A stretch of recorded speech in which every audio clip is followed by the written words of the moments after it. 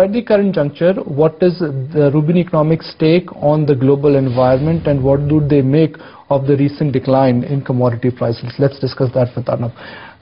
Arnab, morning. Thank you for joining us. Arnab, you have spoken of the middle income trap for BRICS and in India as well. Now, does that indicate that consumption story for India is already over?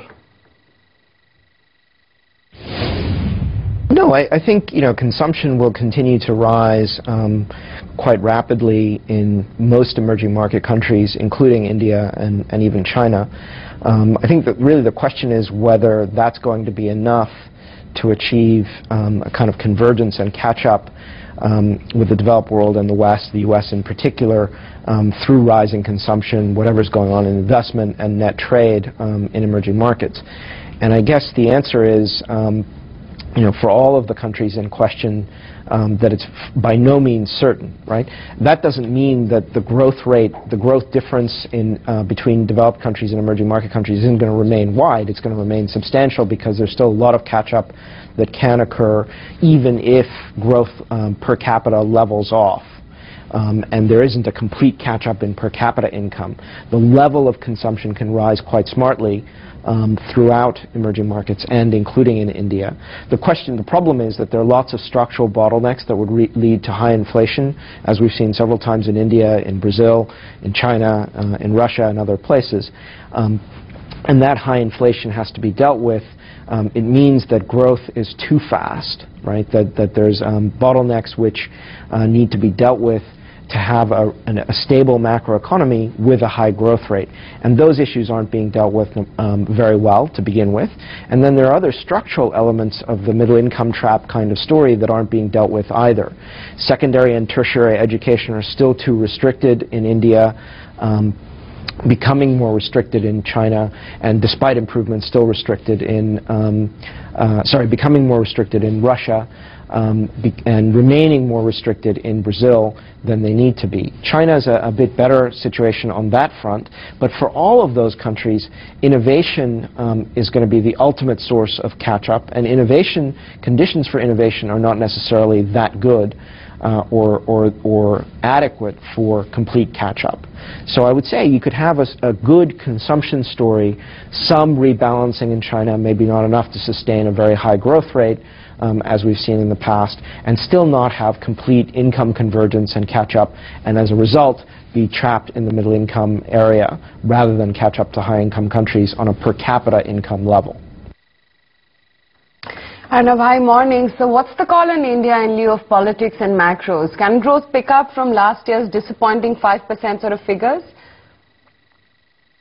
I think it depends really on the politics and also the policy of the RBI. I guess the political issue is that we're in an election, or almost in a pre-election season now, and that's not an environment in which a lot of reform is likely to take place, although there have been some signals in favor of reform and some efforts on that front. It's going to be touch and go, right? I mean, it's obviously a very complex country with multi-party coalition challenges to deal with, and there's an open question about what the next government will look like, or its composition will be. So I think in that kind of environment, where we will get some growth boost is from any reacceleration in the global economy, any further rate cuts, which we do expect gradual rate cuts from the RBI, and from any important reforms that the government is able to undertake. In the longer term, it really depends on further liberalization, further investment in, or considerable increases in investment in infrastructure and education. And both of those things, or all of those things, in order to be done well, need to take place in an environment that's much more politically conducive to the kind of liberalization and reform that would work. And I suspect that there are too many vested interests and too many complexities in regional party politics and in the fragmentation of political parties along regional and state lines to make this really an easy process in the absence of a crisis. Right? The big reforms that have taken place in India, like in many other countries, emerging and developed, are under the pressure of enormous macro and financial crises. And we don't have one yet. We just have a slowdown in the growth rate and periodic surges in the inflation rate, which is bad, but it's not critical. So I would guess that we will continue to have reasonably high growth rates, but not really catching up with China, as had been the kind of idea before. And I would just suggest that maybe some of the China envy that successive Indian policymakers and governments have exhibited is really misplaced, right? Not even China can grow at Chinese growth rates anymore. There's no reason to think that India ever could, or indeed should. Another, India's inflation is at a 3-year low. Pressure on twin deficits also is easing. Does that give enough headroom to RBI to cut rates? Yes, we do think that there will be some gradual rate cuts, and they will come through, and they will help to put a floor under the growth rate, and maybe there'll be some, modest acceleration in growth. But I would say, this, like I say, this will be gradual rate cuts and not extremely impressive rate cuts, primarily because the bottlenecks are still there, and because there are issues with the twin deficit still, of the fiscal deficit and the current account, right, the external current account. So it's an environment in which the RBI should be and will be relatively conservative and cautious, because inflation could easily pick up again. And now, with the current account deficit pressures receding due to gold, crude easing, what level do you expect the rupee to settle in the medium term? Well, before this very recent sell-off in gold and as you say, crude oil and commodities generally, we had done our forecasts and expected the RBI to cut over time to about 6 3/4, and the rupee to settle in the mid-50s relative to the dollar. Now, as you say, with these changes, if they're sustained in the commodity import bill, things will look a little better.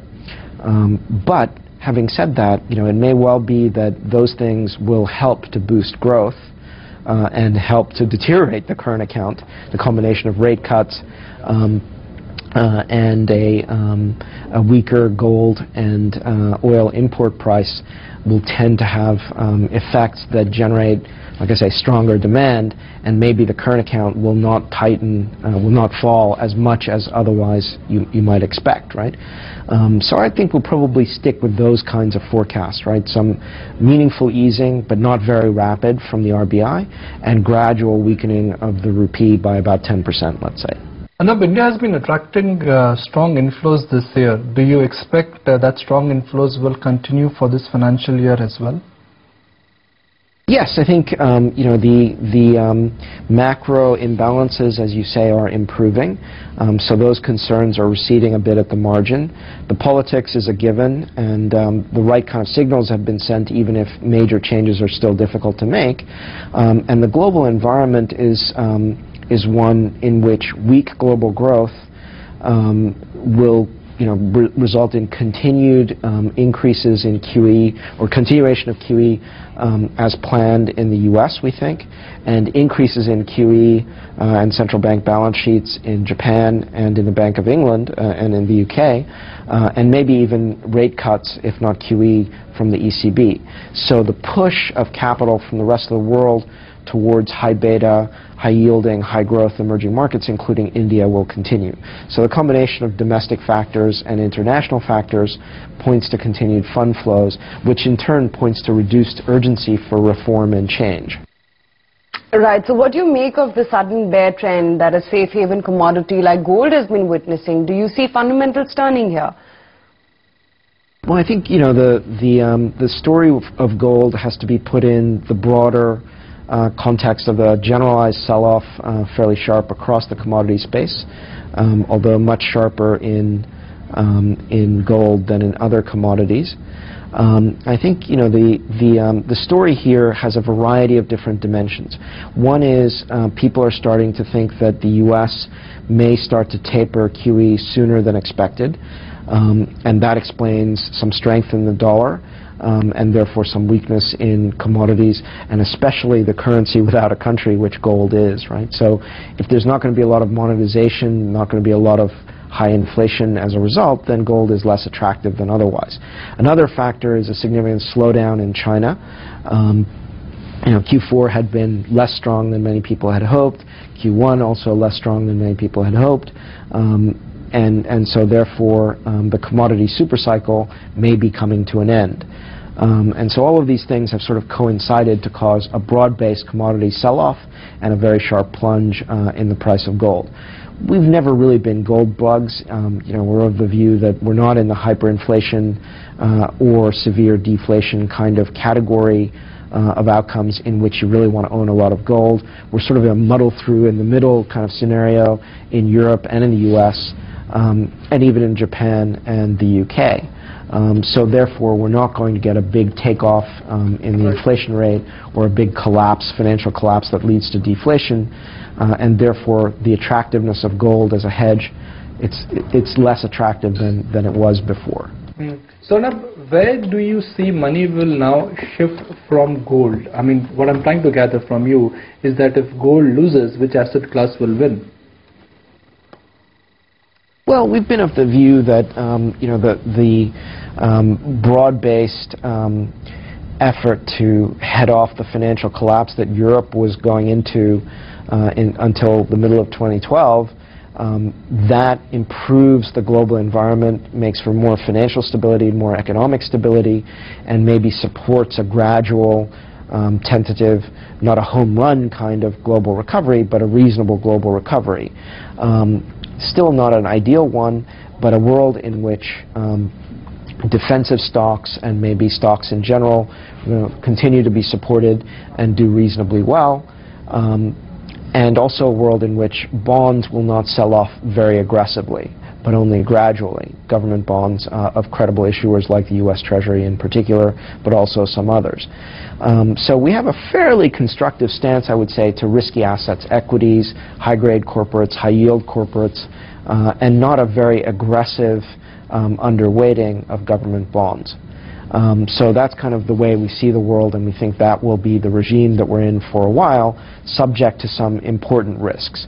There are also probably going to be further currency realignments that take place, with the US dollar being relatively strong compared to the other currencies, which at the margin are other major currencies, which at the margin are going to continue to receive the downward pressure of expansionary central bank policies relative to the Fed. Right? So even though we don't expect the Fed to taper its QE very quickly, or let alone to start raising rates, we expect monetary conditions to continue easing in Japan and the UK, and even in the Eurozone relative to the US over the course of time. So the main beneficiaries there will be the dollar and dollar-linked currencies such as emerging market currencies. Maybe a little less so commodity currencies because of the slowdown in Chinese growth and emerging market growth than had been expected recently. Adam, good chatting with you. Appreciate you really taking the time out and joining us today on ET Now.